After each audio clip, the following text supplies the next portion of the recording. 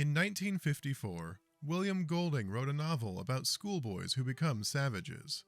In 1963, Peter Brook adapted it and proved Golding right. In 1990, Harry Hook adapted it and proved Golding right.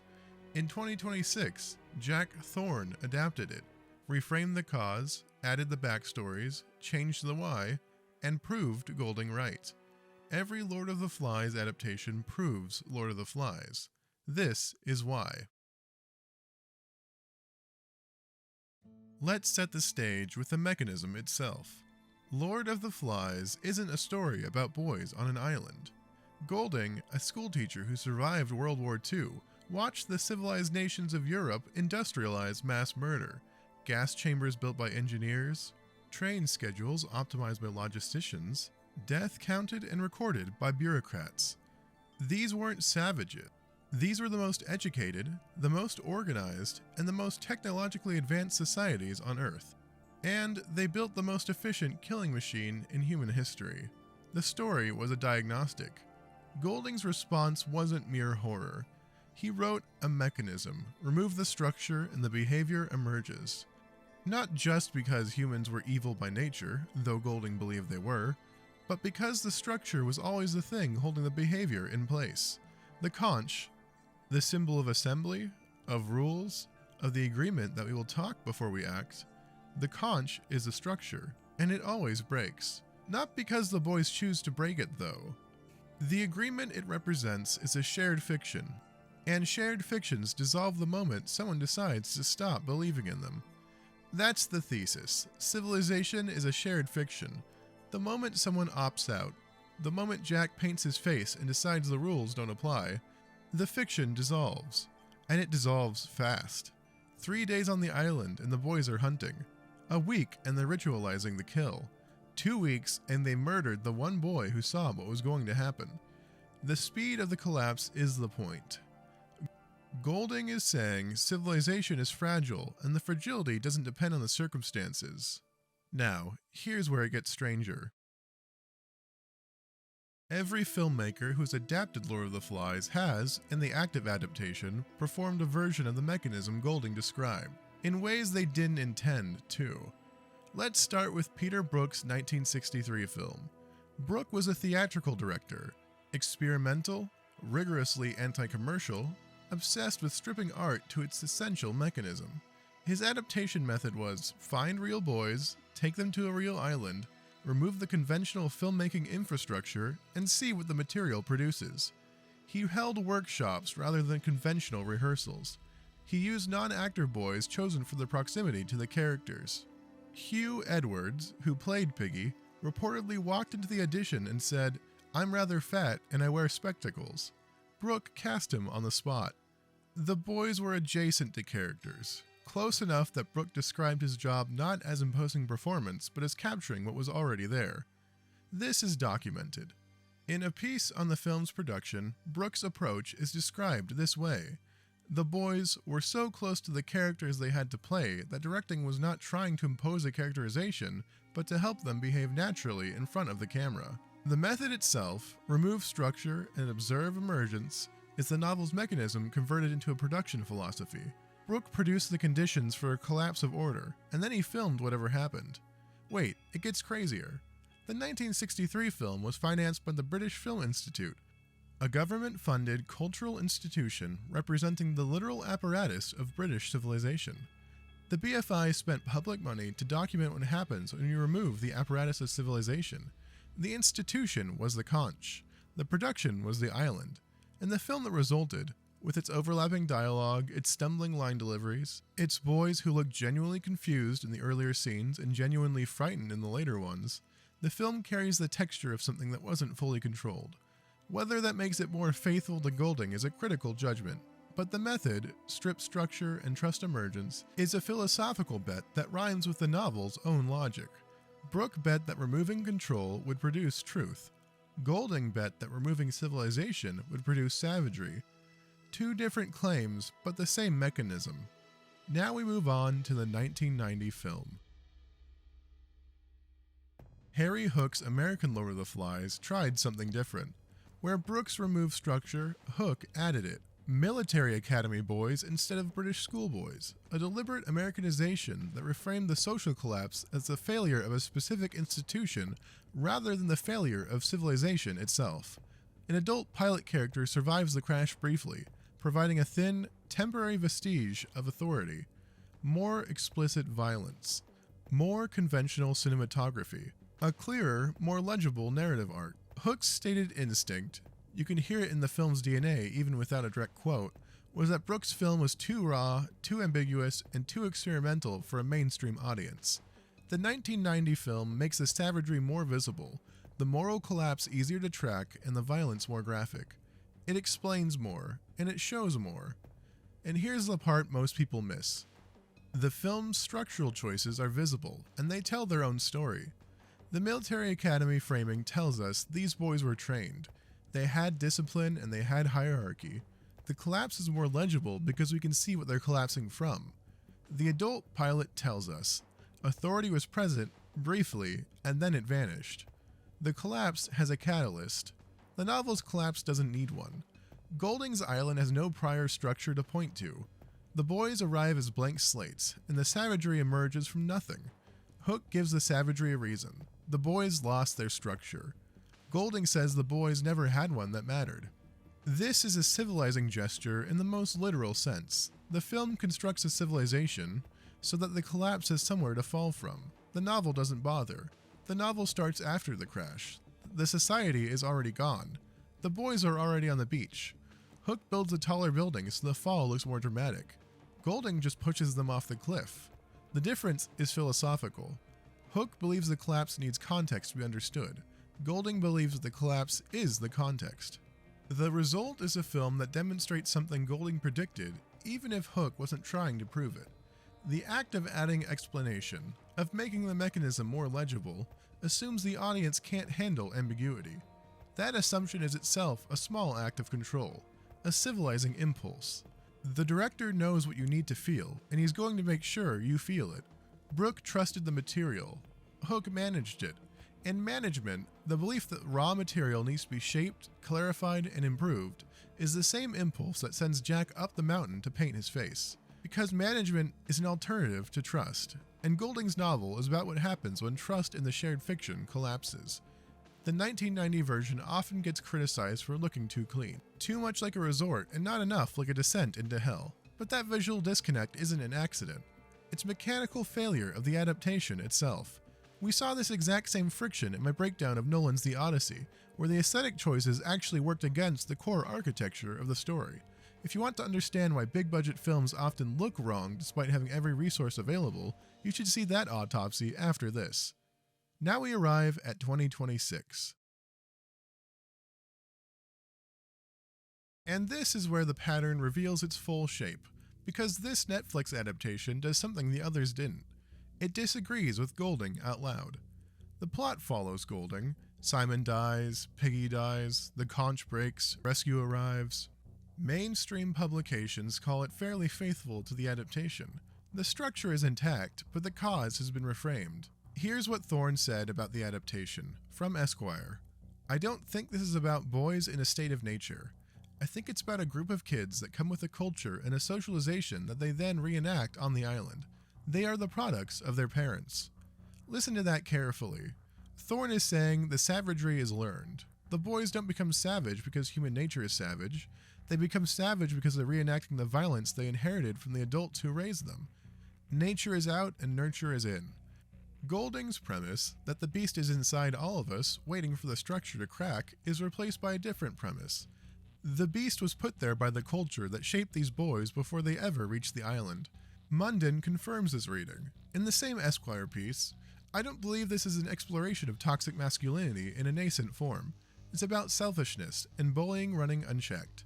The structural vehicle for this reframe is the backstories. The 2026 adaptation adds flashbacks showing where the boys came from. Ralph coping with his mother's death. Simon's mother enduring abuse. These boys arrive on the island carrying damage. They're not blank slates. They've already cracked before the conch shatters. This is the most interesting change any Lord of the Flies adaptation has made, because it directly engages with Golding's thesis rather than ignoring or simplifying it. To summarize quickly, Brook didn't engage, he absorbed. Hook didn't engage, he clarified. Thorne engaged. He said, Golding, you're wrong about the cause. It's not nature, it's nurture. The boys aren't inherently savage, they're culturally damaged. But this backfired, or rather, proved something Thorne didn't intend. Here's the problem. If the boys' savagery is learned, if it comes from the parents, their culture, and their pre-island damage, then the island isn't the test, it's just a stage.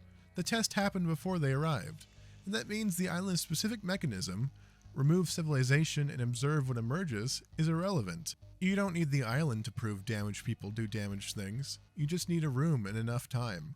Golding's novel works because the island is a controlled experiment. The boys arrive with nothing. No culture, no parents, no history. Just the clothes on their backs and the conch in the lagoon. The savagery emerges from the absence. That's what makes the thesis powerful. The darkness doesn't need a source. It's already there inherently. The island merely reveals it. Maybe it's true. Maybe the boys are a product of their upbringing. Maybe Jack's cruelty is his father's inadequacy playing out in miniature. Maybe Simon's mysticism is a response to his mother's abuse. Maybe the beast was trained into them. That's a coherent argument. It's also an argument that makes the island unnecessary. And here's where it gets stranger still. Thorne's reframe doesn't change the outcome. Simon still dies. Piggy still dies. The conch still breaks. The boys still stand on the beach, weeping for the end of innocence. The cause has been reframed from nature to nurture, but the effect is identical. Whether the beast was born in the boys or trained into them, it still kills Simon. Whether the savagery is innate or inherited, it still shatters the conch. The island doesn't care about the cause. This is the proof Golding didn't know he'd written. The mechanism is robust enough to survive a fundamental disagreement about why it works. Thorne says nurture, Golding says nature. The island says it doesn't matter. The disagreement about cause is an argument between adults who aren't on the island. On the island, the only thing that matters is that the structure collapsed. Why it collapsed is a question for the rescue ship. On the island, the collapse is the only fact. Speaking of those individuals, we can go on to Simon. Simon is where the adaptations reveal their relationship to Golding's thesis most clearly. Not through what they change, but through how they handle the one moment the novel refuses to soften. In the novel, Simon's death is deliberate. Not premeditated, but not accidental either. The boys circle him in the storm. They beat him to death in the same choreographed frenzy they developed for the pig hunt. The killing is ritual. It's the thesis made physical. The group destroys the truth teller because the truth is unbearable. Simon saw the beast. The beast was them, and they killed him for seeing it. Every adaptation flinches. Brook's 1963 film softens the murder with chaotic editing. The sequence becomes confused, disoriented, and nearly accidental. The boys don't seem to know what they're doing. The killing happens in a fog of movement and sound and rain. Brook gives Simon's death the quality of a mistake, a tragedy that happens because the boys lost control, not because they chose to destroy the one who saw the truth. It's powerful filmmaking, but it's also a partial retreat. Brook couldn't let the murder be fully deliberate. He made it forgivable in a sense. He preserved the event, but softened the intent. Hook's 1990 film stages the death more explicitly, but gives Simon more screen time, more dialogue, and more sympathetic presence before the killing. Simon is humanized before he's destroyed. The murder is more devastating because we know him better, but the humanization also makes the death feel preventable. If only the boys had recognized Simon's humanity the way we, the audience, did. If only they'd known him the way we do. The novel says recognition is irrelevant. The boys know Simon. They've been on the island with him for weeks. They kill him anyway. Hook's sympathetic Simon makes the murder a failure of empathy. Golding's Simon makes the murder a failure of species. In the 2026 adaptation, Thorne gives Simon a backstory. A mother enduring abuse, a home defined by violence. Simon arrives on the island already carrying the weight of someone else's pain, and that makes him sympathetic. That makes his death hurt more. And that, again, makes the death feel preventable. If only the boys had understood what Simon was carrying. But the novel says understanding doesn't stop the killing. Simon could have told the boys his whole backstory. He could have shown him the scars. He could have explained the precise mechanism of his mother's suffering, and they would have killed him anyway. Because they're in a ritual, and rituals don't pause for empathy. The chant doesn't stop for understanding. The circle doesn't open for sympathy. Golding's point is that Simon is right, and being right doesn't save you. The adaptations keep trying to save Simon through sympathy, through chaos that makes the killing accidental, humanization that makes it tragic, and through backstory that makes it unfair.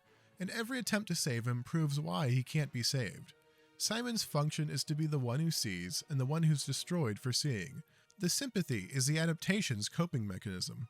The destruction is the novel's thesis. Simon represents a very specific kind of narrative sacrificial lamb, one that filmmakers often struggle to get right because his purpose is architectural, not merely emotional. It's a similar struggle to what I saw with the portrayal of villains in Star Wars in my Maul analysis. If you're drawn to these kinds of character autopsies, that video is the deep dive you need. And here's where the full pattern reveals itself.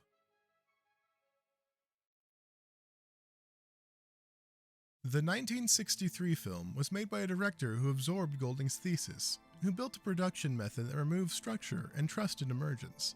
The method rhymed with the novel's mechanism. Brook was trying to serve Golding, but the service itself, the choice to strip control, to let the boys' natural behavior surface, to film what emerged rather than what was scripted, was a philosophical alignment with the novel's logic. Remove the conch and see what happens. Whatever emerged was his film. The 1990 film was made by a director who managed Golding's Thesis, who believed the mechanism needed context, clarity, legibility. Hook added the military academy. He added the adult. He added the graphic violence. He built a taller building so the fall would look dramatic. The management, the belief that the raw material needed shaping, is the civilizing impulse. Not evil and not wrong, just a different bet about what audiences need. Brook bet on trust. Hook bet on control. On the island, Jack makes the same bet Hook makes. Instead of merely trusting the conch, he builds something else. The 2026 adaptation was made by creators who engaged Golding's Thesis, who said, explicitly, in published interviews, "We disagree with the cause. It's nurture, not nature. The boys are products of their parents, and the damage is inherited, not innate." That's not really a betrayal of the novel. There's an argument to it. In a sense, the argument is more respectful than Brook's absorption or Hook's management because it takes Golding's premise seriously enough to disagree. But the argument doesn't change the outcome. Simon dies in 1954. Simon dies in 1963. Simon dies in 1990, and Simon dies in 2026. The cause shifts, but what happens doesn't. Whether the beast was born in the boys or trained into them by their parents' culture, the beast still kills. The island still burns, and the conch still matters. 3 adaptations, 3 relationships to the source: absorption, management, and engagement. 3 different philosophies about why the savagery emerges. 1 result: the pattern doesn't care about your philosophy. It doesn't care about your production method. It doesn't care about whether you agree with Golding or disagree with Golding or try to improve Golding. It only cares about one thing. The boys are on the island and the structure always collapses. Every Lord of the Flies adaptation is a miniature Lord of the Flies. The filmmaking process replicates the novel's mechanism. The director's relationship to the source material is the conch, and the director's decision to change it, whether through absorption, management, or engagement, is the moment the conch cracks. This is why every Lord of the Flies adaptation proves Lord of the Flies. Not because the adaptations are faithful or unfaithful, not because they're good or bad, because the act of adaptation, the decision to approach the source material with a different angle, to reframe the cause, to add the context Golding left out, is itself a demonstration that the mechanism is more durable than any single interpretation of it. Golding wrote a novel about what happens when the structure collapses. Every adaptation of the novel is a structure that collapses into the same result. The 1963 structure collapses. The 1990 structure collapses. The 2026 structure, built on an explicit disagreement with Golding about why the collapse happens, collapses. Same body count, same broken shell, same weeping boys on the same beach. The novel doesn't need you to agree with it. It doesn't need you to believe the beast is innate. It doesn't need you to accept that civilization is a shared fiction. It only needs you to adapt it, because the adaptation will prove it regardless. Golding wrote a mechanism so robust that it survives the people who disagree with it. The next time a filmmaker decides to adapt Lord of the Flies, and someone will because the IP is too recognizable to leave alone, they should know, it doesn't matter what you change. It doesn't matter what you believe about human nature. It doesn't matter whether you think the savagery is innate or learned, natural or cultural, inevitable or preventable. The island doesn't care about your thesis. The island has its own, and Golding wrote it in 1954. The 2026 rescue is a lateral move into a different kind of island. It proves that Golding wasn't just running a diagnostic of the system we're living in. And if you want to see how that same system deconstructs itself when applied to Orwell's world, you need to watch my autopsy on every Animal Farm adaptation next. It's the other half of this conversation. Thanks for watching, and stay copacetic.